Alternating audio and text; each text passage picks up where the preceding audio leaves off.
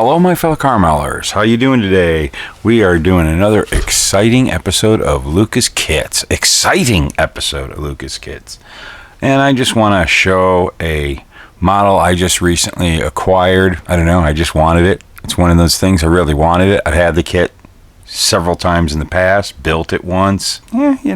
It's just, it's a JoHan. What can I say? I just wanted it on my JoHan pile. It kind of goes with another kit that's pretty much exactly the same, just different box art, different race car, different kind of race car, the Sox and Martin version. And I just wanted to have it to go with that. But I really not interested in building it. I just wanted it for the collection. I think it's cool. And it's just really good condition. From what I understand and hear, probably more than likely, a brand new, all new tooled model of this race car is going to be coming out within the next year or two from Salvino's JR Models. I know that Jim right now is designing it and working on it, and I know enough about it to say that it is going to be really cool. This particular car has always been, with the NASCAR builders, the one to go get a hold of instead of getting the 24 scale monogram one. This has always been the popular one. For me, if I ever wanted to build Richard Petty's car back when those were your two choices, I probably would go with the monogram and do the modifications at that point, because quite honestly, this is more of a street car in here with just a few race car added items. That was very popular back in the day. They weren't that critical about making things authentic to what a race car would be like, because a race car body, even back in those days, really was very different from a street car. But this was extremely popular for the NASCAR guys, and it built into a really cool looking model. But this one, I always found it really cool, the box art, this beautiful painting of the other Petty entry for the 70 Daytona 500, and it was won by Pete Hamilton. So they had that on the box art, and on the sides it's pretty much the same as what's on the cover. And then obviously you could build a hot stock Superbird. So right here just shows you that you could build this car stock, not a race car, which meant you were going to have to do modifications to make it into a race car, and you could get close. Let's take a look at this. This is a pretty well preserved one. It's always kind of a roll of the dice when you open up a JoHan kit of what color it's going to be. And I actually had my choice of a couple of them when I was buying this. Who I got it from had a few of them. And there was one that was like a darker blue. I've seen them where they're very, very close to Petty blue. I've seen them where they're white.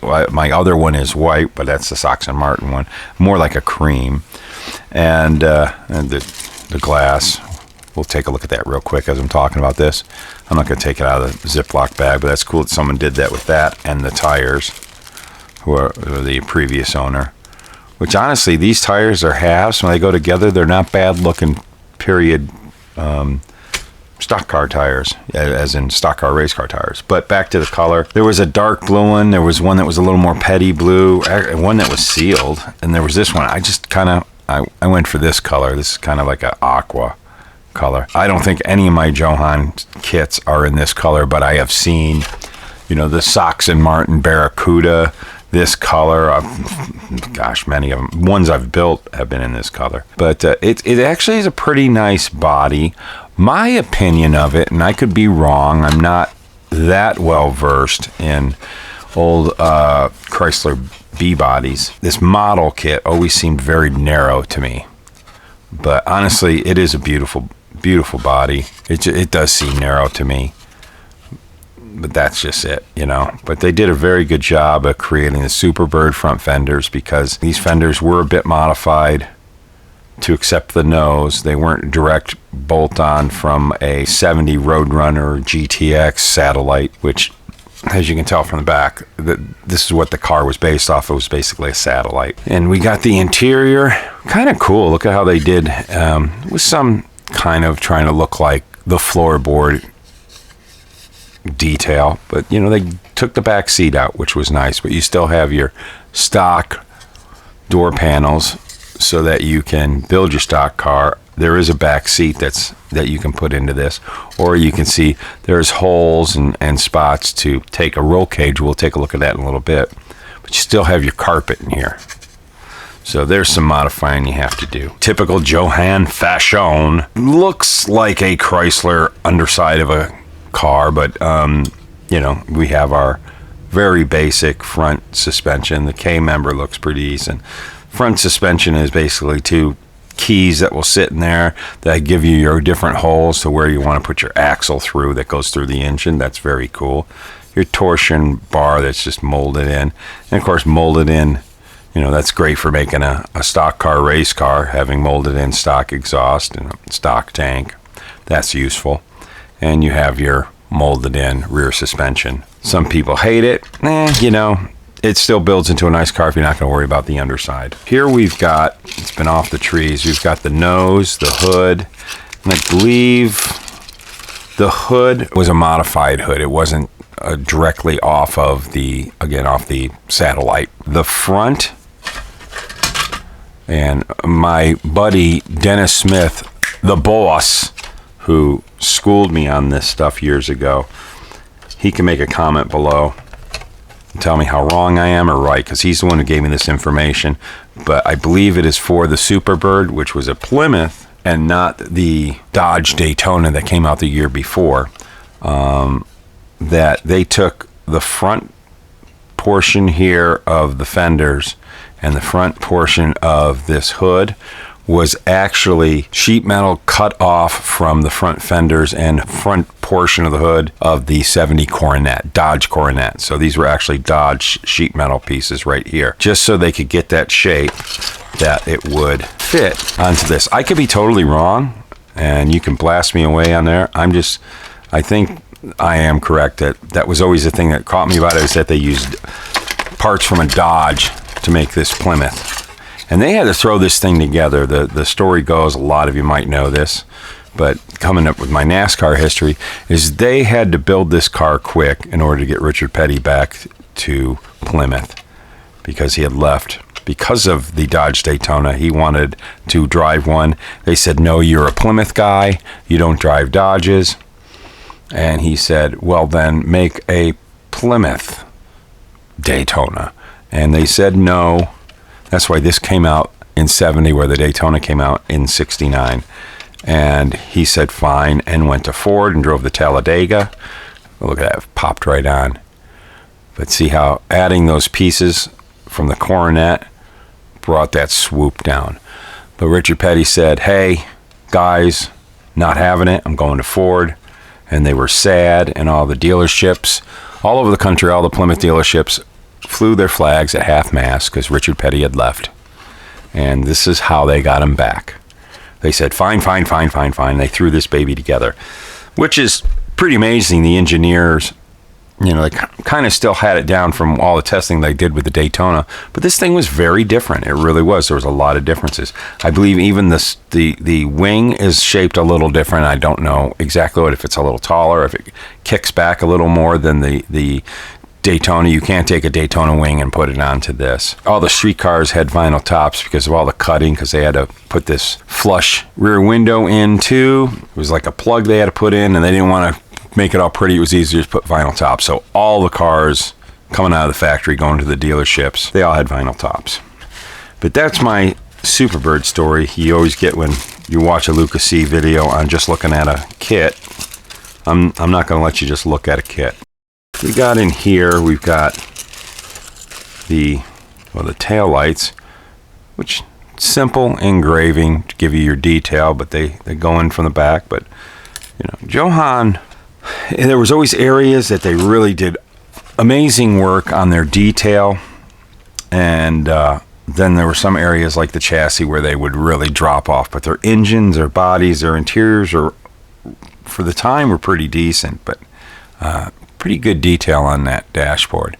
JoHan, you loved him or hated him. Back in the day, they have such a huge love today because of their couple of decades worth of absence, and we're never really going to see a lot of the kits again because of things that happened. But there's more people that love JoHan today than back in the day. I remember there's a lot of JoHan hating. They just didn't like the quality of the kit, especially when we got into the later 80s. Just didn't like it.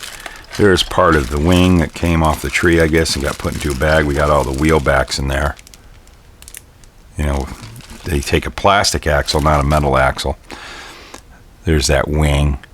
If I would have thought about it, should have pulled out a Daytona kit and compared, but I believe that this wing is a different layback. I think it lays back more than the Daytona or vice versa, something like that. There's our interior. Pretty nice seats, actually. Those Chrysler muscle car high back seats. You got a nice back seat. Actually, pretty decent engraving and a little simplified master cylinder on the firewall there, but it looks pretty decent. Yeah, there's your plastic axles right there. These are cool. I really, really like the wheels that came in this kit. You got those stock steel looking wheels, but they're nice and deep, and I love those wheels. There's a cover for the gas tank. You make it look more like a race car. At least they did that to update the chassis. Your core support with a separate radiator. I always liked the radiators and core supports that came out of these kits from JoHan when they did these cars. I love them. You got a stock car style steering wheel there. This looks like front air dam. Back to this nose. This was always kind of a bummer that JoHan really messed up. This area on the street car was black, and then you had body color, but it was not recessed. Like this little panel here is actually lower than the rest of it, and that always kind of bugged people. I remember I had gotten a lot of requests, years ago with one of my resin casting companies to correct that, and I had always planned on doing it, was to correct it and offer this nose without that drop down. It would be a little bit more work and harder than you would think, but I had thought about doing it, but that was always kind of a bummer. You can see that a lot of people did not like that, because if you look on the cover here, you see there was nothing of the sorts. Let's take a look at the engine, where they just, JoHan really launches it with engine detail. Like even on the block, you got numbers on the block and on the transmission. Beautiful detail. The heads, and they even put your hemispherical heads detail in there. You're never going to see it because you glue it down, but it's nice. I think there's even valve detail in there. I always liked that when they did that. It just was cool.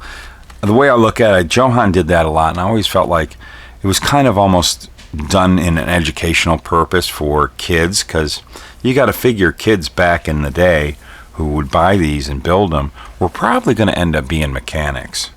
Probably was the direction they were going to go, and they just thought they'd help.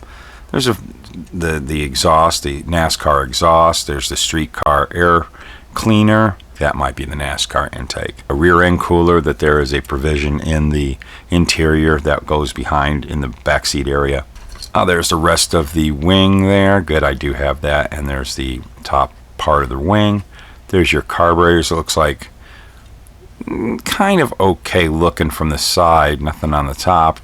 It's got the shape of those Carter AFB type carburetors, or thermal quads, was it, that Chrysler used?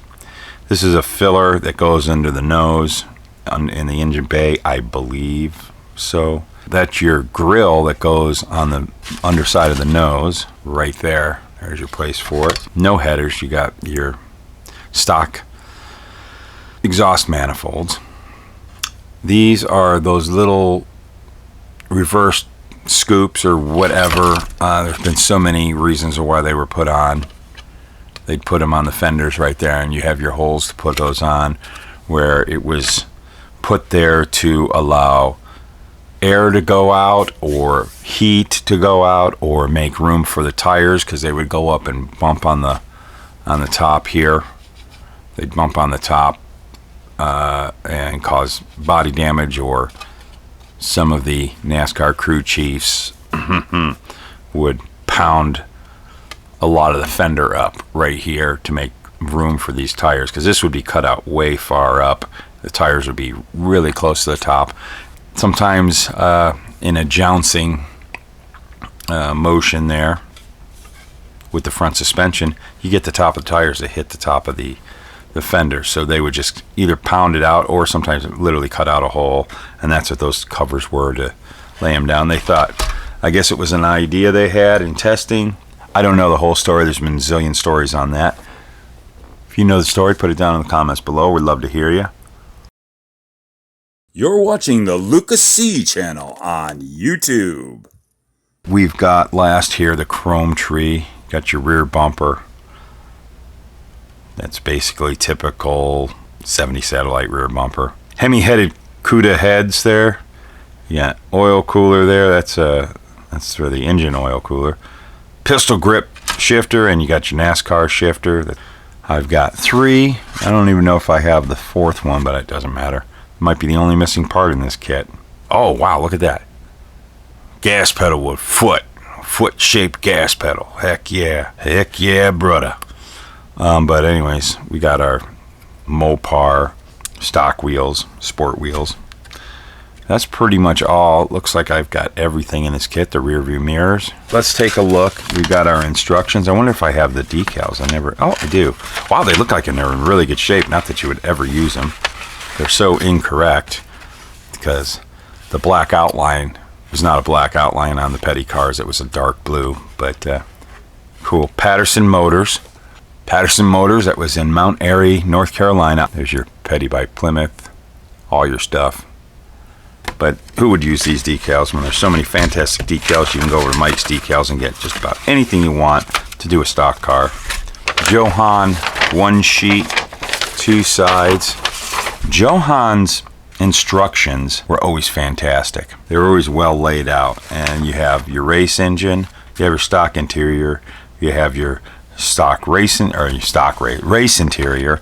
And we didn't even look. I didn't look. Am I missing? I didn't notice if I had any of the race interior parts. That's something that might be missing. I don't have the roll cage. Somebody rated the roll cage out of this. That's so typical. Oh well, I have one. It wasn't that great of a roll cage. Like I said, I'm not going to build it. I got missing parts in this. I would have liked to have showed you that because there was a separate dashboard also for the race dashboard, I believe. No, it's the same one. But I don't have the roll cage. I think I saw the belts. I don't have... yeah, I think I have that to add to the stock seat. It's not that accurate, so who really cares? There's your Hurst shifter. Your style, whichever wheel you want to go with, and putting your chassis together. Very complicated chassis work there. Yep, that's that filler panel. Oh, I guess it goes on the top, not the bottom. That's the filler panel that we looked at earlier in there. And you have your straps for your NASCAR version. And so this basically, you could build a simple NASCAR race car out of it, but the amount of work to make it accurate you'd have to do, there's a lot of body modifications you have to do, especially to this front fender and wheel well. That would have to be cut way up low. You'd have to fill all that in, get rid of your windshield wipers. But they got you pretty close to getting yourself together on doing a pretty decent stock car race car. Oh look, there's the missing wheel right there is in one of the tires. But no, I do not have the roll cage. It seems like the roll cage and a fire extinguisher is missing from this kit. Not that big of a deal. Roll cage isn't anything you missed out on seeing. Trust me. Not a huge loss there. I didn't really pay a premium for this kit. I got an extremely good deal along with a bunch of other kits. I'm not too unhappy with that. It doesn't really matter. Like I said, I'm not going to build it, so it's not that big a deal. It's always nice to have a true complete kit. But oh well. These old kits, it's hard to tell. Always check. When you're buying kits, you got to go through them. If you're paying a premium price, go through them. I don't know if it'll decrease value. That's my daughter's problem. I'm never selling it. So there it is. There's the JoHan Superbird by Plymouth doing the Petty. I just love that picture. It's just a great picture, especially a painting of Pete Hamilton's car on there on the side. I hope you enjoyed this. Just another Lucas Kits on this fine Saturday afternoon. You all have a wonderful rest of your weekend. And remember what we say here. Go build model cars. Why? Why? 'Cause they're fun. Here's the producers.